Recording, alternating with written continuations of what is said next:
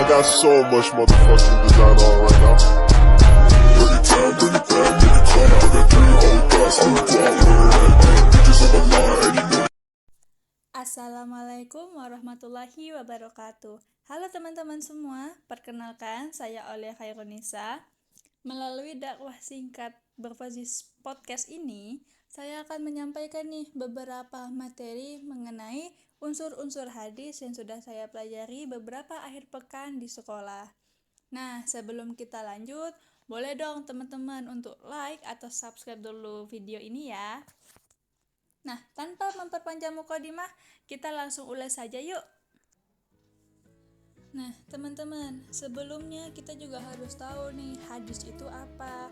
Hadis merupakan pernyataan, perbuatan, persetujuan yang dinisbahkan kepada Rasulullah SAW.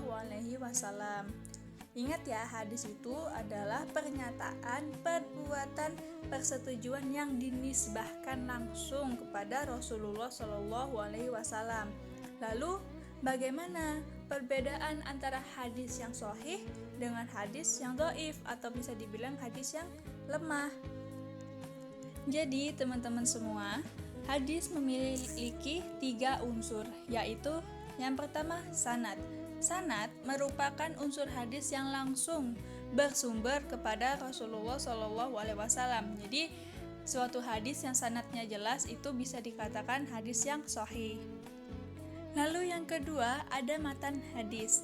Matan hadis itu apa? Matan hadis itu adalah redaksi hadis Nabi atau isi perkataan Rasulullah SAW pada hadis tersebut. Lalu yang ketiga itu adalah rawi. Rawi adalah orang-orang yang meriwayatkan atau memberitakan suatu hadis. Nah, orang-orang yang menerima hadis ini kemudian akan mengumpulkannya dalam suatu kitab tatwin yang disebut dengan rawi.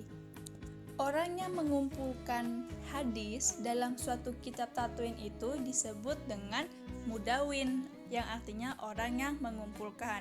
Namun, sebagian orang yang menerima hadis itu tidak membukukannya, melainkan dengan cara menyampaikannya secara langsung kepada orang lain.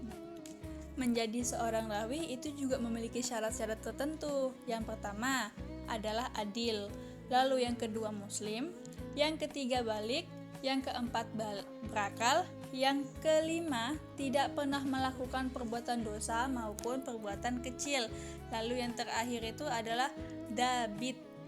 Nah, dabit itu memiliki 2 pengertian teman-teman. Yang pertama itu adalah kuat hafalan serta daya ingatnya, bukan pelupa yang sering disebut dengan istilah dabit al-sadri.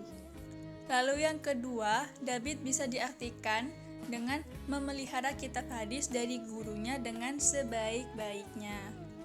Nah, jadi teman-teman, tanpa kita sadari, ternyata hadis dhaif ini juga sudah merajalela di lingkungan sekitar kita.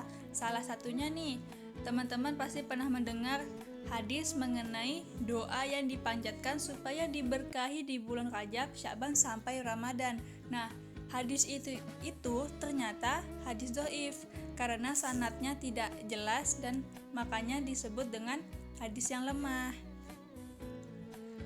Para ahli hadis juga memberi penilaian terhadap sahih atau tidaknya dapat berdasarkan pada sanad tersebut. Seandainya sanadnya tidak tersambung dan terdapat perawinya yang bermasalah, hadis tersebut bisa dikatakan sebagai hadis yang dhaif atau hadis yang lemah. Contohnya, orang yang meriwayatkan hadis itu adalah orang mungkar. Dia meriwayatkan hadis tapi suka mabuk-mabukan. Nah, itu kita bisa mengatakan hadis tersebut dhaif atau lemah. Karena sanadnya yang tidak jelas atau sumbernya yang kurang jelas. Contoh hadis yang sahih itu salah satunya adalah hadis riwayat Bukhari dan Muslim. Di antaranya yang biasanya berbunyi innama a'malu binniyat. Sesungguhnya amal seseorang itu tergantung pada niatnya. Nah, hadis itu bisa dikatakan sahih karena sanadnya sangat jelas atau sumbernya sangat jelas. Nah, teman-teman, mungkin cukup sekian yang bisa saya sampaikan mengenai materi unsur-unsur hadis.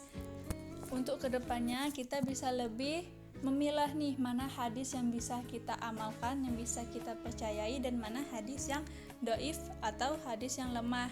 Semoga dengan materi yang saya sampaikan ini bisa menambah wawasan teman-teman sekalian. Kurang lebihnya mohon maaf. Dengan ini saya akhiri. Wabillahi taufiq wal hidayah. Wassalamualaikum warahmatullahi wabarakatuh.